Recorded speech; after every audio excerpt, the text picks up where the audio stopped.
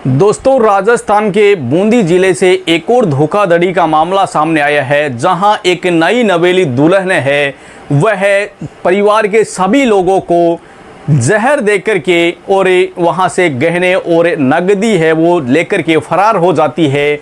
दोस्तों, एक नई नवेली दुल्हन आती है और वह सभी परिवार के लोगों को जहर दे देती है और जहर देकर के सबको बेहोश यानी अचेत अवस्था में कर देती है। और उसके बाद में रात के समय में वह नगदी और जेवरात लेकर के घर से फरार हो जाती है। ऐसा मामला बूंदी में ये पहला नहीं है, जबकि बूंदी में ऐसे मामले काफ़ी हो चुके हैं। इसीलिए लोगों को वहाँ सचेत किया जाता है और सचेत रहने की बात भी प्रशासन द्वारा कही गई है। लेकिन कहते हैं कि दोस्तों, कितने भी सचेत हो, जब शातिर होगा अगर इंसान तो वह धोखा कहीं भी दे सकता है। और यही नई नवेली दुल्हन ने किया, परिवार के सभी लोगों को जहर देकर के अचेत अवस्था में छोड़ करके वो रात को फरार हो गई नकदी और जेवरात लेकर के। तो दोस्तों, ये जो पूरा मामला है, ये कहानी है बड़ी ही इंटरेस्टिंग रहने वाली है। तो दोस्तों, अगर चैनल पर नए हो तो चैनल को सब्सक्राइब करें और वीडियो को लाइक करें ताकि मेरा हौसला है वह बढ़ता रहे।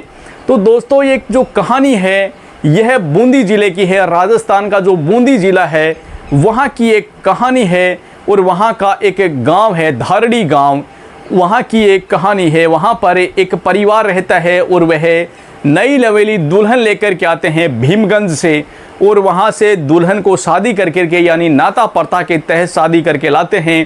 और ला कर के जब 15 दिन होते हैं और 15 दिन के बाद है दुल्हन है वो उसकी लाते हैं, उस समय दुल्हन की अच्छे से एंट्री होती है, काफ़ी धूमधाम से उसका स्वागत किया जाता है, सत्कार किया जाता है, काफ़ी घर में खुशियां होती है।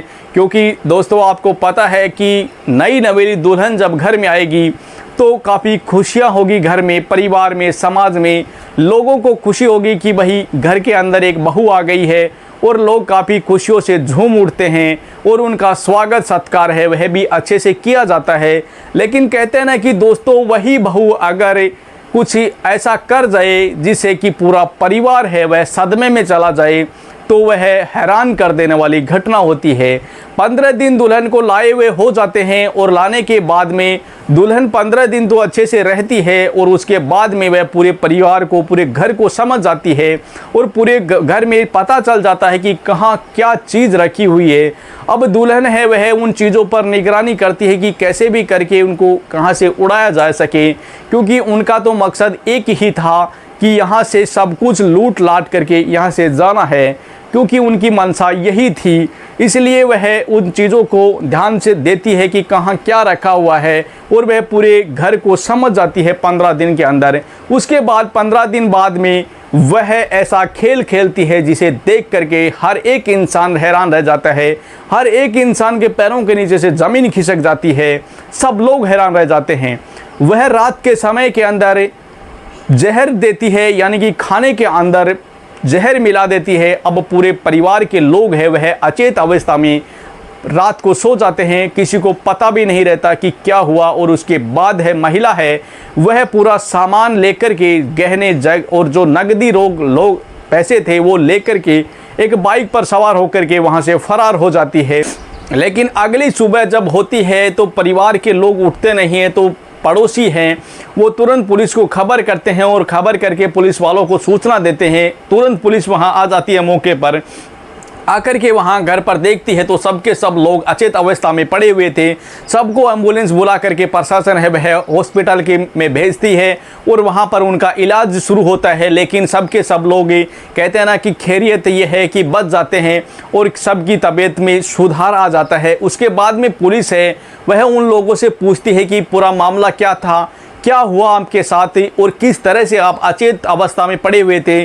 तो जब जैसे ही पुलिस जो लोग हैं वो सदमे से बाहर आते हैं, यानी कि अचेत अवस्था में से बाहर आते हैं, उनकी तबीयत में कुछ सुधार होता है, तो वो पुलिस को पूरी सूचना देते हैं कि हम लोग 15 दिन पहले भीमगंज से एक दुल्हन लाए थे, नाता प्रथा के तहत शादी करके लाए थे, लेकिन हमें नहीं पता था कि वह ऐसा काम कर जाएगी।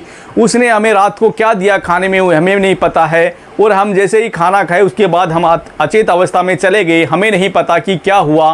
और वो हमारे शायद ऐसा लगता है कि घर से गहने और नकदी लेकर के चली गई है।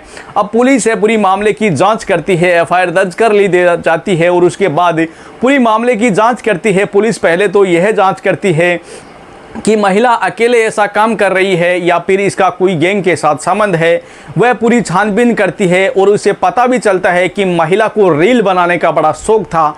इसलिए पुलिस यह भी सोच रही थी कि अगर महिला को पुलिस रील बनाने का शौक था तो शायद वह अपना चेहरा छुपाने में भी माहिर होगी। इसलिए पुलिस है वह पीछे के बैकग्राउंड को चेक करती है कि यह अकेली ऐसा काम कर रही है या किसी गैंग से मिलकर के काम कर रही है या कि इसके पीछे किसी गिरोह का हाथ है। पुलिस इन सब चीज़ों की जांच करती है और जांच करने के बाद में वह अच्छे से पुलिस है उसकी पूरी तरीके से जांच करती है और उसके बाद मामले को संज्ञान में लेकर के उसे मामले की तह तक पहुंचती है।